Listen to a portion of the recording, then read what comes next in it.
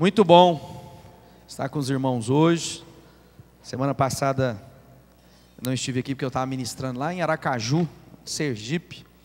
A gente teve o encontro do Tribal Generation lá. Foi um tempo tão abençoado, tão desafiador, tão especial daquilo que Deus fez, né? O Antônio Carlos subiu para lá com a nossa van, com a equipe. E eu fui para Salvador, de Salvador fui de carro, acabei de chegar lá com o pessoal da nossa congregação lá em Salvador. Foi um tempo muito especial. E todas as vezes que a gente vai para esses lugares, Deus ministra muito a nossa alma. De cada vez mais sermos gratos por aquilo que Deus tem derramado sobre nós, Deus tem produzido na nossa vida. Então que a gente alcance esse coração grato. Abra sua Bíblia lá em Eclesiastes, no capítulo 12, verso 13 e 14.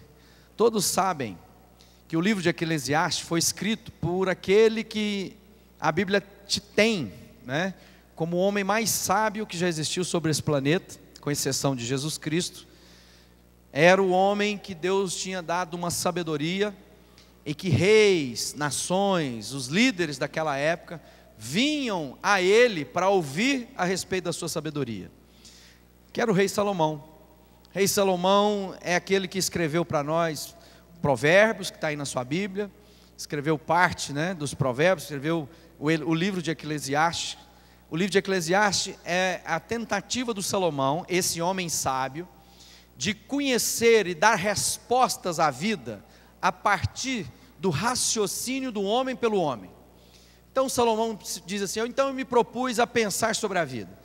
E o Salomão é esse que foi discorrendo a respeito do homem, olhando para a vida, aquilo que ele achava que era justo, aquilo que ele pensava ser injusto, aquilo que ele pensava ser que poderia produzir alegria no coração dele, aquilo que ele pensava que ia produzir fama, e ele era esse homem, porque a Bíblia diz que não houve ninguém como ele. E depois ele descrevendo e discorrendo no livro de Eclesiastes, ele começa a traçar, né, escrever aquilo que eram as experiências do Salomão. E ele fala a respeito de tudo da vida. Ele fala sobre dinheiro, ele fala sobre amores, ele fala sobre emoções, ele fala sobre conhecimento, ele fala sobre estudo, ele fala sobre propriedades, ele fala a respeito de bens, de posses, ele fala a respeito da inteligência do homem, ele fala a respeito da sabedoria do homem, da tolice do homem.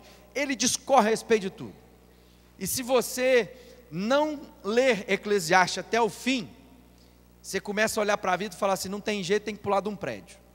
Porque ele vai começando a discorrer sobre isso e começa a criar uma angústia de alma profunda para ele. Porque ele começa a comparar todas as coisas e não há respostas que possam acalentar, produzir esperança no coração dele. Então, amado, o que a gente aprende com o livro de Eclesiastes? Primeira coisa, o homem por si mesmo não vai conseguir atingir aquilo que o coração dele deseja e almeja. Porque aquilo que ele pensa que vai produzir alegria, vai produzir satisfação, gozo na vida dele, e ele alcança, depois de um certo tempo ele percebe que aquelas coisas já não são capazes de produzir aquilo que ele imaginou que elas produziriam para sempre. Que por um momento, por um breve momento, elas são até capazes de acalentar, de produzir algum prazer, alguma satisfação, mas aquilo não vai perdurar diante da existência dele. E é nesse ambiente que vai chegando no final, quando vai no capítulo 12, que é o último capítulo do livro, ele resume todas as coisas nesses versículos que eu quero compartilhar com vocês essa noite.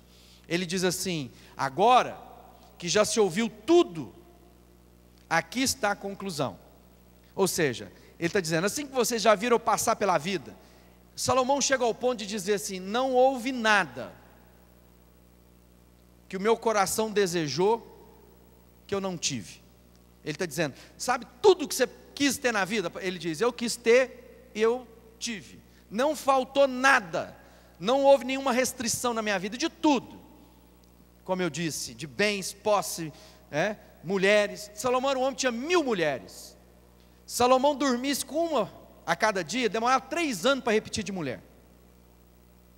Ele disse que tinha tanto dinheiro, que amontoava. Ele fala de bem de tudo. E ele diz, a conclusão é essa depois de tudo: teme a Deus e guarde os seus mandamentos. Porque isso é o essencial para o homem, pois Deus trará julgamento. Tudo que foi feito, trará a julgamento tudo o que foi feito, inclusive tudo que está escondido, seja bom, seja mal. Então ele começa a resumir tudo. Ele fala assim: olha, na minha experiência, da minha vivência de vida, que é uma vivência que a maioria das pessoas estão em busca de alcançar coisa, êxito, fama, nome. Reis vinham de longe dos seus países para se assentar e ouvir de Salomão conselhos. E agora ele está dizendo, o resumo, a conclusão é: teme a Deus e guarde os seus mandamentos. Então agora nós começamos a entrar num conselho de Salomão, já que ele é o homem mais sábio, e às vezes a gente vê nos dias de hoje, o quanto hoje uma consultoria é cara.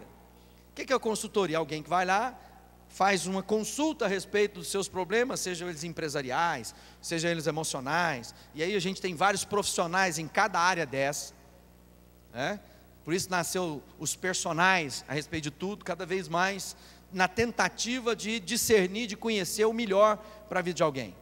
E estamos pagando caro por isso, todas as pessoas que vão lá nas consultas, em tantas coisas. E Salomão é esse sábio, que nós poderíamos nos assentar ao pé dele e dizer: Salomão, eu quero falar sobre a vida, eu quero conselho a respeito das minhas escolhas, sobre o meu namoro, sobre o meu casamento, quero falar com você a respeito de dinheiro, de investimento. E Salomão é o cara. Então hoje nós queremos nos assentar no pé de Salomão, e ele diz sobre isso, ele diz: teme a Deus e guarde os seus mandamentos. Quando a gente olha essas duas primeiras palavras, a gente imagina, temer a Deus não é ter medo de Deus, no sentido de que Deus vai ficar distante, e aí eu tenho tanto medo dele, que eu não me aproximo dele. Temer a Deus significa me sujeitar à vontade de Deus. Temer a Deus significa conhecer os planos dele para a minha vida, e me integrar, e me sujeitar àquilo que Deus tem. Não é tentar lutar contra os planos e os projetos de Deus. É muito mais do que temer a Deus. Não é simplesmente dizer que você vem ao culto, que você tem uma vida religiosa.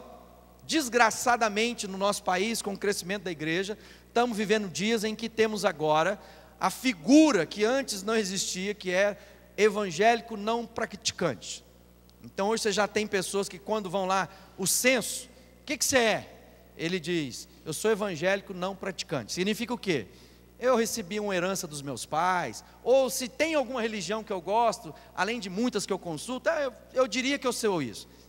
Temer a Deus não é isso, não é ter uma religião. Temer a Deus é conhecer a Deus e sujeitar-me a tudo aquilo que Deus reservou para a minha vida. Então eu preciso ter a disposição de conhecer o coração de Deus, e agora alinhar a minha vivência, as minhas experiências, as minhas condutas, aquilo que Deus tem para mim. Por quê? Porque eu sei que Deus é onipresente. O que significa isso? Que Ele é todo presente, oni de todo. Ele significa que Deus está presente em todo instante, ou seja, não há como me ocultar alguma coisa de Deus, que é isso que ele completa no segundo versículo, quando ele diz assim: tudo Deus vai julgar, sejam coisas boas ou sejam ruins, tudo que você fizer, você vai prestar conta diante de Deus. Então, temer a Deus é ter a consciência que eu posso enganar a minha esposa, que é a pessoa mais íntima, posso enganar o meu pastor, posso enganar os meus filhos, as pessoas estão próximas, posso enganar o meu sócio, mas a Deus ninguém engana. Por quê? Porque Ele é onipresente. Significa que os olhos de Deus estão em todo lugar. Poderei subir ao mais alto monte, descer ao mais profundo abismo, e lá Deus está. Não adianta você apagar a luz pensando que Deus não vai te enxergar na escuridão. Não adianta você entrar por buracos aí nas madrugadas, imaginando que ninguém vai te ver. Mas Deus é onipresente e vê todas as coisas. Então quando eu começo a entender que temer a Deus é saber, primeira coisa, que Deus está em todo lugar, que Ele é onipotente, ou seja, que Ele tem todo o poder, e que não há nada que fuja ao controle de Deus. Não há nada. Sabe aquelas coisas que você se esforçou, que você empenhou, até orou, pediu para Deus, e de repente as coisas não saíram a contento na sua vida? Não se preocupe, não há nada que fuja ao controle de Deus. Às vezes, na nossa vida, nós não temos experimentado mais da bondade, da misericórdia de Deus, porque ainda nós não deixamos que o poder de Deus opere através da nossa vida. Continuamos ainda a tentar todas as coisas pelo nosso braço forte. E depois, às vezes, vamos lá e dizemos para Deus: Deus, eu gostaria disso ou daquilo.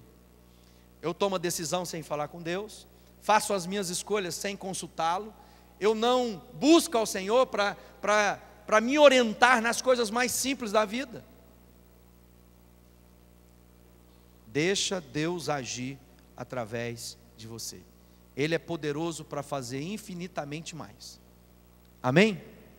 Quem quer mais de Deus na sua vida?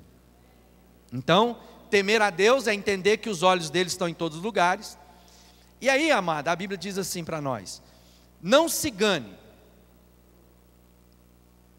Presta atenção nisso. Não se engane. Ele está dizendo assim: rapaz, será que você é estúpido bastante de enganar a si mesmo? Ele diz assim: de Deus não se zomba, nem se escarnece. Ele está dizendo: olha, tudo que o homem semeia, o homem vai o quê?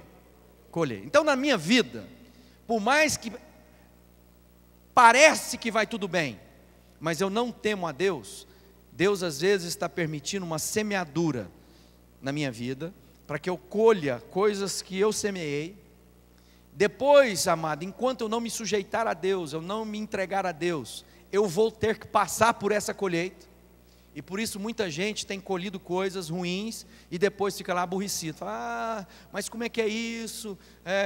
Deus não é bom? Deus é bom, sempre bom. Ele diz que tira coisas boas do seu bom tesouro para dar àqueles que o amam. Mas a Bíblia também nos ensina que quando nós